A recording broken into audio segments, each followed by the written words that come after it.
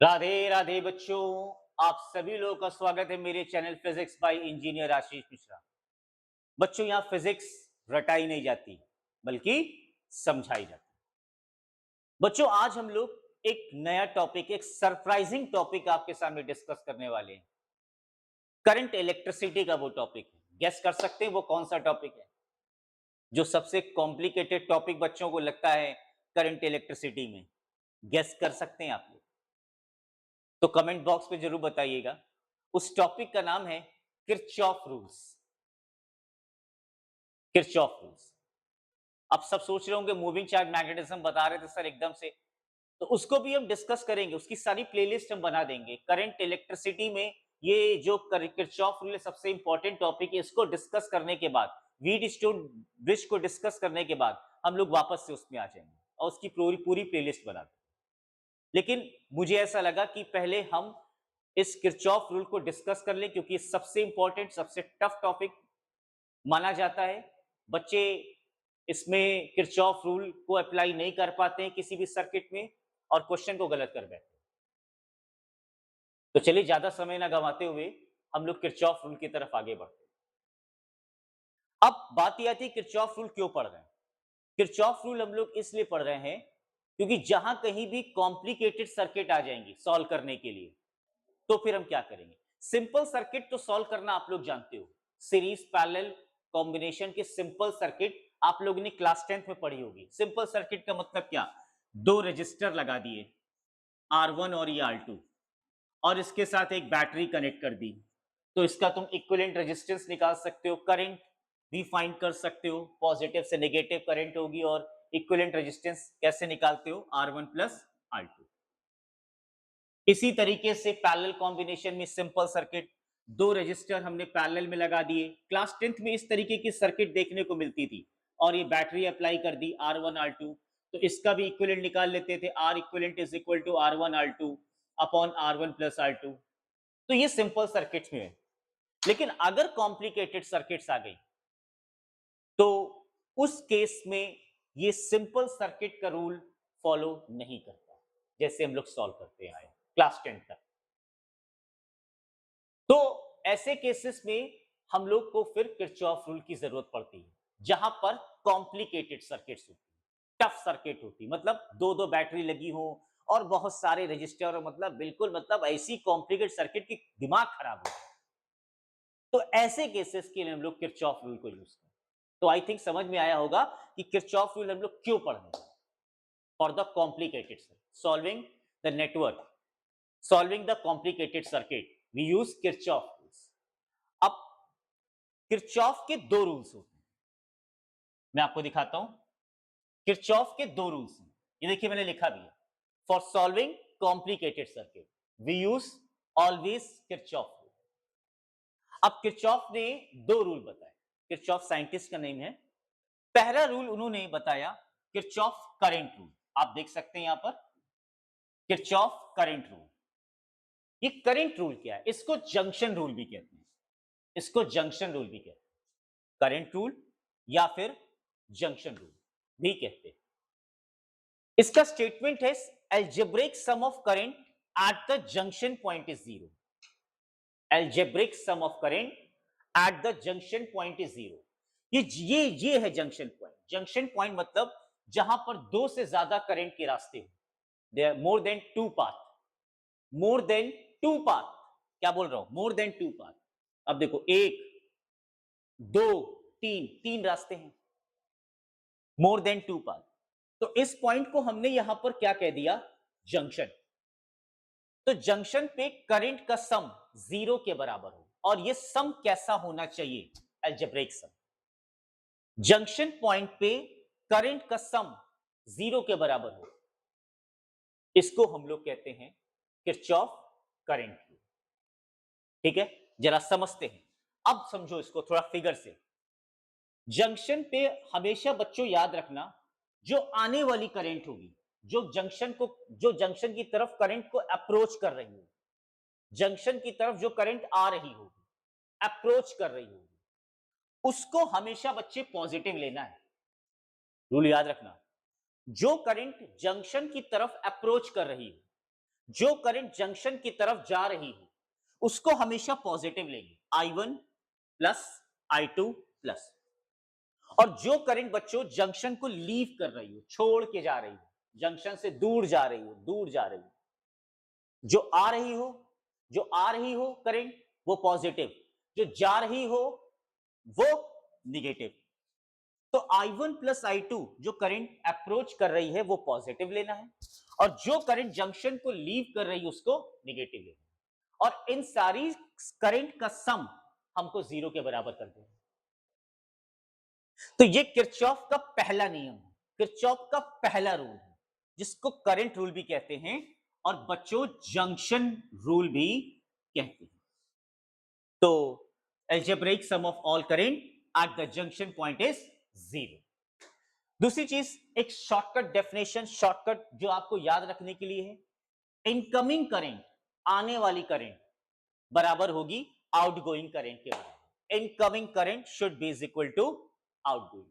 तो हो तो रहा है, ये इनकमिंग है, ये आउटगोइंग है, ये इनकमिंग आने वाली और जाने वाली, आने वाली और जाने वाली। तो जो आने वाली करंट है वो पॉजिटिव है, जो जाने वाली करंट है वो नेगेटिव। ये हो गया। अब सबसे इंपॉर्टेंट पॉइंट, ऑब्जेक्टिव क्वेश्चन में पूछा गया है, न्यूमेरिकल, ये थ्योरेटिकल क्वेश्चन पूछा जाता है कि किरचॉफ रूल कौन से प्रिंसिपल पे बेस है, किरचॉफ का करंट रूल कौन से प्रिंसिपल पे बेस है। तो आंसर है चार्ज कंजर्वेशन प्रिंसिपल। याद रखना, ये क्वेश्चन पेपर में, बोर्ड में, ऑब्जेक्टिव में पूछा गया है कि किरचॉफ का करंट रूल या किरचॉफ का जंक्शन रूल कौन से प्रिंसिपल पे बेस है। तो बच्चों याद रखना, charge conservation principle, charge conservation. ये तो ये तो है किरचॉफ का पहला नियम, जिसको हमने बताया किरचॉफ करंट। अब किरचॉफ का दूसरा रूल भी होता है। किरचॉफ का ये तो पहला रूल है, इसके बाद किरचॉफ का दूसरा रूल भी होता है। चलिए दिखाते वो दूसरा रूल क्या है। ये देखिए, सेकेंड रूल और लूप रूल, इसको हम लोग लूप रूल भी कहते हैं और वोल्टेज रूल भी कहते हैं। अब इसको समझने से पहले बच्चों 2 मिनट, सिर्फ 2 मिनट, इस रूल को समझने से पहले मैं आपको कुछ टर्म्स समझाना चाहता हूं जो इसी से रिलेटेड। प्लीज रुक जाना, वीडियो में जाना नहीं यार कहीं, है ना। भले ही पॉज करके पानी पी लो, थक जाओ, पानी पी के फिर शुरू कर दो, लेकिन जाना नहीं यार, है ना। देख लो, किरचॉफ सेकंड रूल को समझने से पहले हम इस सर्किट से रिलेटेड 3 टर्म को समझ लेते हैं। पहला है जंक्शन। जंक्शन तो आपको मैंने बता ही दिया, जहां पर करंट के 2 से ज्यादा रास्ते हो, करंट के 2 से ज्यादा रास्ते हो। देखो ये देखो, 1 2 3, नंबर 1, नंबर 2, नंबर 3, 3 रास्ते। इस पॉइंट को बोलेंगे junction. More than 2 current path, more then 2 current path, 2 से ज्यादा रास्ते, 2 से ज्यादा करंट का पाथ, उस पॉइंट को बोलेंगे जंक्शन। तो यहां पर ये जंक्शन हुआ इस सर्किट में, और यहां पर ये भी जंक्शन। टर्निंग जंक्शन नहीं कहलाता। अब इस पॉइंट को आप कह दोगे तो क्या जंक्शन है? नहीं, ये जंक्शन नहीं है, ये जंक्शन। अब आते हैं ब्रांच। ब्रांच, मोर, पहले डेफिनेशन लिख दें, more than 2 current path called junction. इसकी कोई डेफिनेशन नहीं आती पेपर, सिर्फ समझना है तुमको। अब ब्रांच की बात करते हैं। ब्रांच क्या होता है? एक जंक्शन से दूसरे जंक्शन के बीच का करंट पाथ, एक जंक्शन से दूसरे जंक्शन के बीच का जो रास्ता है, जैसे जैसे उन्नाव जंक्शन से कानपुर जंक्शन, एक जंक्शन से दूसरे जंक्शन के बीच का रास्ता, कानपुर सेंट्रल से लखनऊ तक का स्टेशन के बीच का रास्ता, उसको बोलेंगे हम लोग ब्रांच। मैं इसके रिस्पेक्ट में बोल रहा हूं, वो तो मैंने एक एग्जांपल दिया। तो अब देखो, एक जंक्शन ये हुआ, दूसरा पेन यूज कर लेते हैं, ये वाला ब्लू। एक जंक्शन ये हुआ और एक जंक्शन ये हुआ, 2 जंक्शन है। देखो, 1 1 2 3, 3 रास्ते यहां भी हैं, तो ये भी जंक्शन है, 1 2 3। 3 रास्ते यहां भी हैं करंट के, तो ये भी जंक्शन हो। तो एक जंक्शन से दूसरे जंक्शन के बीच का जो रास्ता है, उसी को हम कहते हैं ब्रांच। क्या कहते हैं? ब्रांच। तो अब इस सर्किट में देखिए, मैं आपको आइडेंटिफाई करा रहा हूं कितनी ब्रांच होगी। एक ब्रांच ये है, देखो ये भी तो जंक्शन है, ये भी जंक्शन है। तो इस जंक्शन जंक्शन के बीच में कितने रास्ते?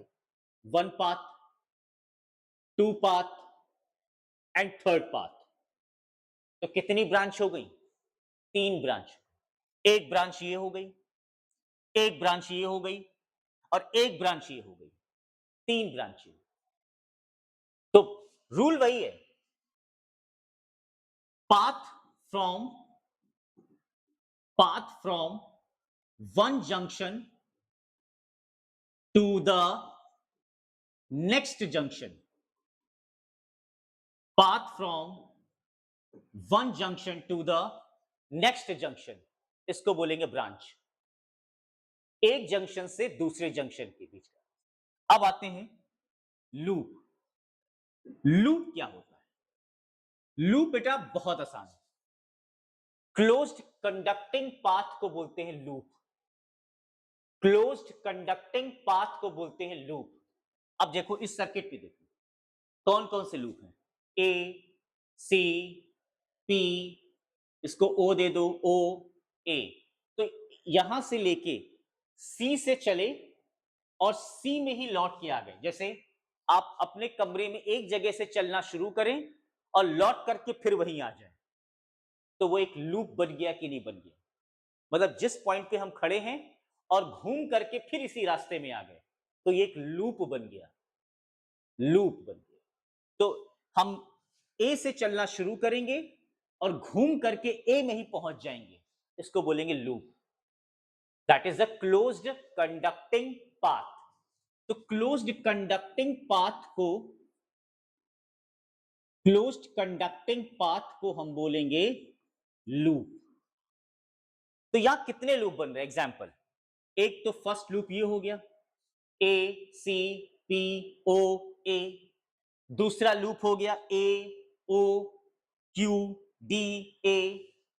तीसरा लूप बाहर बाहर A C P O Q D. 3 loop बन रहे हैं इस सर्किट। तो इसी सर्किट में सारी चीजें हैं ये तीनों टर्म। अब कहोगे ये क्यों पढ़ा रहे हो? भाई देखो ऐसा है, अगर ये टर्म्स क्लियर नहीं है तो सर्किट सॉल्व कैसे करोगे? सर्किट सॉल्व कैसे करोगे? भाई सर्किट को सॉल्व करने के लिए, क्वेश्चन को सॉल्व करने के लिए ये 3 टर्म तो क्लियर होने चाहिए ना। नहीं क्लियर होंगे तो कैसे सॉल्व? एक चीज और, किसी भी ब्रांच में करंट हमेशा सेम रहेगी। मान लीजिए अगर मैं ए से ओ तक की ब्रांच की बात करता हूं, तो ए से ओ तक करंट बदलेगी नहीं। फिर हाँ, ब्रांच बदलने से करंट बदल जाएगी। ब्रांच के चेंज होने से करंट चेंज हो जाएगी, बदल सकती है, लेकिन पर्टिकुलर ब्रांच में करंट चेंज नहीं होगी। जैसे ए से ओ तक के बीच ब्रांच में करंट चेंज नहीं होगी। ए से ओ तक करंट, जो करंट है वही रहेगी, चेंज नहीं होगी। फिर ए से ओ तक करंट चेंज नहीं होगी। एक ब्रांच से दूसरे ब्रांच में करंट डिफरेंट हो सकती है, लेकिन एक पर्टिकुलर ब्रांच में करंट नहीं चेंज होगी। ये सारे रूल याद रखने हैं सर्किट को सॉल्व करने के लिए, नहीं तो कुछ होगा नहीं। ठीक है, अब हम लोग इसको समझने के बाद किरचॉफ के वोल्टेज रूल में आ जाएं। आ जाते हैं, चलो। दूसरा रूल कहता है algebraic sum of potential difference across all the circuit element in a closed loop is equal to 0। समझना भाई, किसका सम? पोटेंशियल डिफरेंस का सम। कैसा सम? Algebraic sum. किसके अक्रॉस? सर्किट एलिमेंट के अक्रॉस। ये क्या है सर्किट एलिमेंट? सर्किट एलिमेंट्स क्या है? सर्किट एलिमेंट्स बैटरी है, सर्किट एलिमेंट रजिस्टर है। यही तो सर्किट के एलिमेंट्स हैं। बैटरी, रजिस्टर्स, यही तो सर्किट के एलिमेंट्स हैं। तो सर्किट एलिमेंट्स के अक्रॉस पोटेंशियल डिफरेंस का सम, सर्किट एलिमेंट्स के अक्रॉस पोटेंशियल डिफरेंस का सम 0 के बराबर हो। और ये सम एल्जेब्रिक सम होना चाहिए, ये सम एल्जेब्रिक सम होना चाहिए। ठीक है, ध्यान रखना, फिर से बोल रहा हूं, सर्किट एलिमेंट के अक्रॉस एल्जेब्रिक सम, किसका सम? पोटेंशियल डिफरेंस का सम 0 के बराबर होना चाहिए। ये है किरचॉफ का वोल्टेज रूल या लूप रूल, और इस रूल को लूप में अप्लाई किया जाता है। कहां अप्लाई किया जाता है? लूप में। अब देखो वही बात आ गई ना, लूप में, लूप में। तो इसको हम मैथमेटिकली कैसे रिप्रेजेंट कर सकते हैं? Delta V is equal to 0, sorry, summation V is equal to 0 and summation V is equal to IR, क्योंकि potential difference according to Ohm's law V is equal to क्या होता है बच्चों? IR, IR बराबर 0। और ये रूल किस principal पे बेस है? तो एनर्जी कंजर्वेशन प्रिंसिपल पे बेस है। इंपॉर्टेंट पॉइंट है, बोर्ड में कई बार पूछा गया है, ये प्री बोर्ड्स में भी आता है, ऑब्जेक्टिव में पूछा गया है कि Kirchhoff second rule based on which rule? Energy conservation, charge conservation, both A and B, या नन ऑफ दीज? तो सीधा सा आंसर है Kirchhoff second rule energy conservation principle पे बेस है। भूलना नहीं इस पॉइंट को, ये क्वेश्चन मैंने डिस्कस किया ऑब्जेक्टिव का, एक थ्योरेटिकल क्वेश्चन। तो इस तरीके से हम लोग किरचॉफ के दो रूल्स हम लोगों ने पढ़े, दोनों रूल को हमें सर्किट में अप्लाई करना है और करंट को फाइंड करना है। क्या बोला मैंने? किरचॉफ का पहला रूल, किरचॉफ का दूसरा रूल हमें सर्किट में अप्लाई करना है और करंट को फाइंड करना है। ये याद रखना, भूलना नहीं। अब इससे रिलेटेड क्वेश्चन हम लोग डिस्कस करेंगे कल की क्लास में। तो कल की क्लास में हम लोग इससे रिलेटेड क्वेश्चन डिस्कस करेंगे, ध्यान रखिए, है ना। जो भी पीवाईक्यूज बोर्ड में आए हुए हैं वो डिस्कस करेंगे हम लोग। संडे को मैं लाइव क्लास लूंगा, नोटिफिकेशन जिन्होंने मेरा चैनल सब्सक्राइब किया है उनको नोटिफिकेशन चला जाएगा। संडे को मैं लाइव क्लास जरूर लूंगा, और इस बात को आप लोग ध्यान रखिए। तो अभी तक आप लोगों ने अगर चैनल सब्सक्राइब नहीं किया है तो प्लीज मेरे चैनल को सब्सक्राइब कर ले। आपको सारे कंटेंट यही मिलने वाले हैं, लाइव क्लासेस मिलने वाली हैं, पीवाईक्यूज मिलने वाला है, सब कुछ मिलेगा आपको इस चैनल पे। आप बस भरोसा बनाए रखिए। तो चलिए मिलते हैं हम लोग कल की वीडियो में, जिसमें हम लोग किरचॉफ के कुछ न्यूमेरिकल्स डिस्कस करेंगे। तब तक के लिए सभी को राधे राधे।